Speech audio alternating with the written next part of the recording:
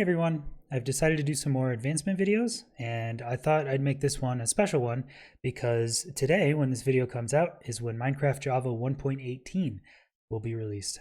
And to honor that, there are a few new advancements in 1.18, and so I thought I would do a video on two of my favorite weird ones coming out, and that is Star Trader and Caves and Cliffs. So these are some pretty weird ones. I've seen a few ideas already. People have theorized for the fastest way to do Star Trader. Trading with a villager at build limit is an interesting one, and there's a couple ideas that have gone around. My ideas actually uses the fact that the Nether portal can be built up really high, and they can link in the Nether immediately to whatever Y height you want. So my idea is going to use a villager and some Nether portals here to get to the build limit. And twisting vines and bone meal is actually the fastest way to gain Y height in Minecraft, to get a block up at a high Y value. So here I'm using a single twisting vine and about a stack and a half of bone meal. You could use a little bit less, but that's about as much as you need to get all the way to the build height, and then you just fly up to the top and place a block. Some other ideas I've seen for Star Trader that are a bit faster are using a TNT cannon for the player. To accomplish Star Trader and trade with the villager at build height, you actually just need to have the player up there. It doesn't matter where the villager is. If you open the trading window with the villager and something else moves the player, you can actually have that window open for very far distances. So some people are doing setups where you purposefully die, and then when you respawn, you use your respawn invincibility to TNT launch yourself all the way up here to the build limit, and then have the trading window open and trade with the villager up here. I don't like that one as much because TNT is a good resource to have in AA. You'll want that for debris, and you also have to die for it, so it's not bad, but I kind of like my portal method here. So basically what I'm doing is I'm setting up my Nether portal very high up, and I'm just going to very carefully transport this villager through to the Nether, break this portal at the bottom, and then get him back into the overworld up a build limit.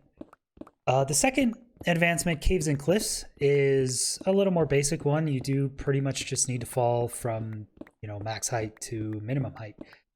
And you'll see I was about 250 blocks in the air before, and they changed the Y limit for the lower bounds in Minecraft 1.18. So you'll see me go below Y0 here. You do end up going pretty far down, and this one's a bit scary. So I think maybe these two advancements, it's day one with this. Maybe these will be much more optimized in the future. But for right now, I think the basic idea of trading with a villager at the build height and then just falling down a 1x1 hole to the bottom of the map is a pretty simple pairing. You'll see the bedrock here is at -61.